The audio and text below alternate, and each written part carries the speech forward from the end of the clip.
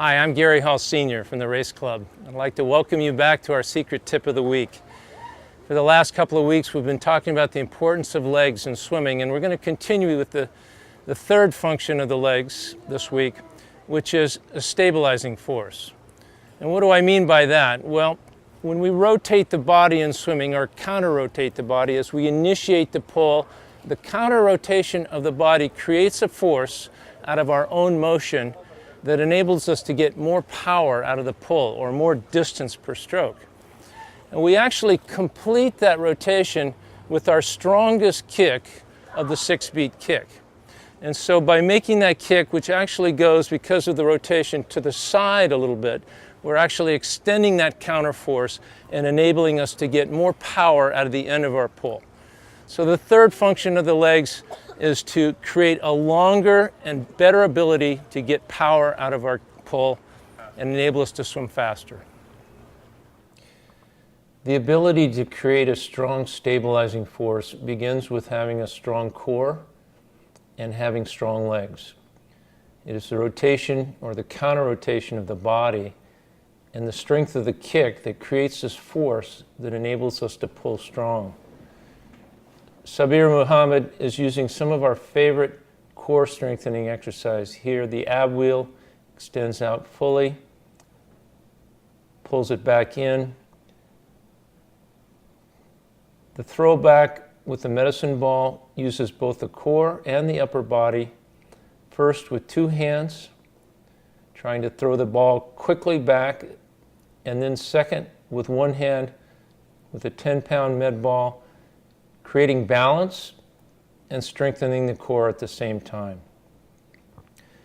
With the hands raised over the shoulders, a straight leg kick can be a great way to strengthen your core and ab muscles, also strengthening the leg muscles. The knee-high jump is another way to build strong legs, lifting the arms simultaneously with each jump. One way to appreciate how important the legs are to create the stabilizing force which enables us to pull stronger and swim faster is to eliminate the legs. With this band around his ankles, Daniel Hong swims, and you notice he cannot get much power out of each stroke. Underwater, you see the legs are dragging, there's no lift, his body position is poor, and because he has no kick or substantial rotation of the body, there's very little counterforce to create power. Contrast that with one of America's and the world's greatest sprinters, Nathan Adrian, who does a very simple drill here where he kicks on his side.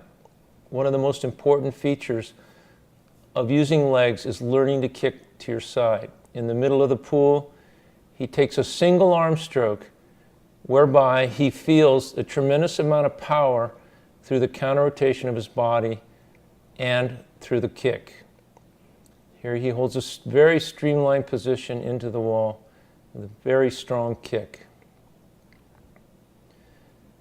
Nico Messer demonstrates one of our favorite drills for kicking on your side, holding the head in the down position, getting into the vertical position, kicking to one side, while simultaneously holding the hand out in front, putting downward pressure on a pull buoy. This enables you to give the sensation of pushing down, but gets one into a vertical position while learning to kick on your side. Once again, we see Nathan Adrian using a 6-kick, one-stroke drill. Look at the tremendous power that he generates as he comes over the top with his recovering arm, but what happens underneath the water is most important. Here you can see underwater as Nathan makes a tremendous counter-rotation, a tough kick that enables him to generate a lot of power. Here I use the same drill that Nathan does, but this time I put a paddle on one hand and a fin on the opposite hand. The fin and the paddle enable me to feel more pressure and more power in this counter-rotation and the final kick than without it. It's a great way to get the sensation of power that you can develop from using a proper rotation and a proper kick in the freestyle. Same drill from above, using a hand paddle on one side and fin on the other. As I swim without the paddles or the fins, you can see how the legs change directions, first rotating to the left and then to the right. You can see that very little of the kick is actually straight up and down, that most of the kick occurs to the side and generates this tremendous force. Perhaps the best way to see that is from behind.